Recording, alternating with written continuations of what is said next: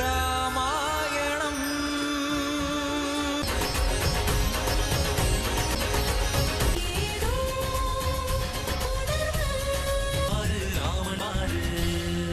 சீதாராமனின் பிள்ளைகள் லவன் குசனின் வணக்கங்களை ஏற்றுக்கொள்ளுங்கள் பாட்டி.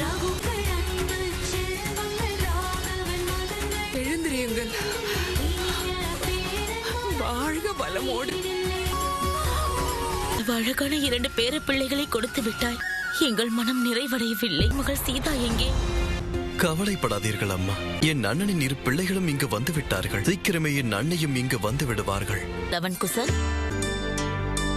குசன், சீதாராமரை இணைப்பதற்காக நீங்கள் வணங்கும் தெய்வத்தோடு யுத்தம் செய்தீர்கள்.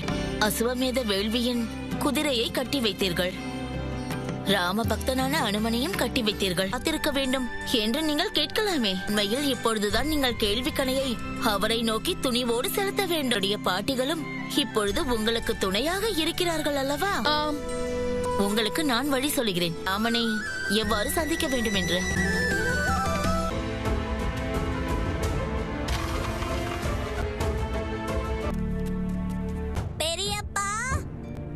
பெரியப்பா எங்கு சென்றார்?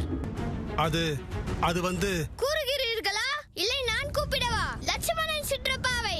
அவரை கூப்பிடாதீர்கள் என்று மறுத்தும் கூட நான் உங்களை உள்ளே அனுப்பியதற்கு என் மீது கோபப்படுவார். நான் மாட்டிக்கொள்வேன். அதனால் தான் நான் உங்களை உள்ளே செல்ல விடாமல் தடுத்தேன். சரி சொல்லுங்கள், அண்ணர் எங்கிருக்கிறார்? அவர் நகர்வலம் சென்றிருக்கிறார். இன்னைக்கு பூத்த புது பூத்தாயே வாங்கிக்கோங்க. பூவாங்கலையோ? அவர் பெரியப்பாவேதான். வாய்ப்பே இல்லை. சேர்ந்து செய்தால் வேலை சீக்கிரம் முடியும். என்ன ஆயிற்று நண்பா? என்ன அப்படி பார்க்கிறாய்? நீ வெளியூரிலிருந்து வந்திருக்கிறாயா? அதனால் தான் எங்களையே பார்த்து கொண்டிருக்கிறாய். இது ராமராஜ்யம். இங்கு ஆண் மற்றும் பெண், ஒரு வாகனத்தின் 2 சக்கரங்கள். இருவருக்கும் எந்த வித்தியாசமும் இல்லை. வாழ்க ராமன். வாழ்க ராமன். வேற்படை போர்படைகள் 1000 கொண்டாலும்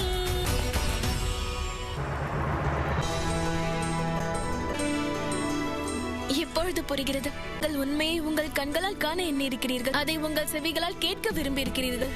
உண்மையை உங்கள் மனதார உணர விரும்பி இருக்கிறீர்கள். அயோத்தி வாசிகளின் மனம் மாற்றத்தை தெரிந்து கொள்ள விரும்பினீர்கள் அல்லவா? எனக்கு உண்மையில் மகிழ்ச்சியாக உள்ளது. ராமராஜ்யத்தின் எந்த கனவை நானும் சீதையும் இணைந்து கண்டோமோ அது அனைத்து வகையிலும் நினைவாகிக் கொண்டிருக்கிறது. இல்லை,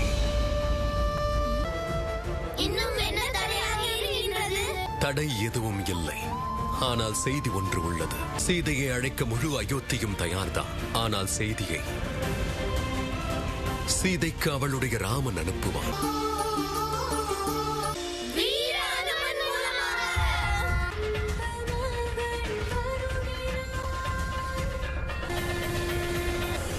என்ன ஒளியது? இங்கு என்ன நடக்கிறது? ஏதோ சத்தம் கேட்டதே. அனுமான் தாயே,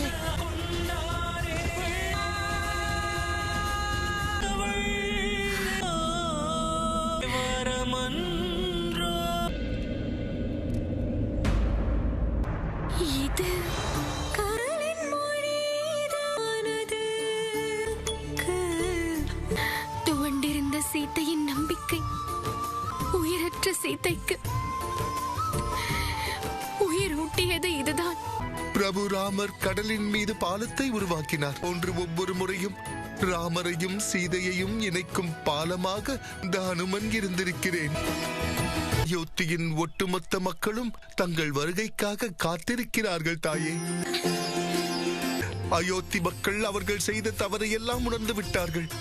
அது மட்டுமல்ல தாயே, எங்களிடம் மன்னிப்பு கேட்க வேண்டும் என்றிருக்கிறார்கள். தங்களை காண்பதற்கு அவர்கள் மிகவும் ஆர்வத்தில் இருக்கிறார்கள். என்னுடைய சபதம் அது என்ன ஆவது அனுமான்?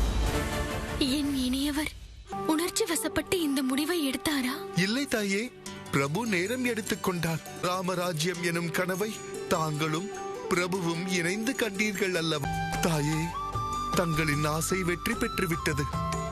புரளி என்னும் விதையை மக்கள் மனதில் விதைத்த தீய சக்தி இப்பொழுது தங்களுடைய மற்றும் பிரபுவுடைய நல்லெண்ணத்திற்கு முன் தோற்றோடிவிட்டது. திக்கு சென்று தங்களை வரவேற்க வேண்டிய ஏற்பாடுகளை செய்ய வேண்டும். ஒரு நொடி இரு அனுமான்.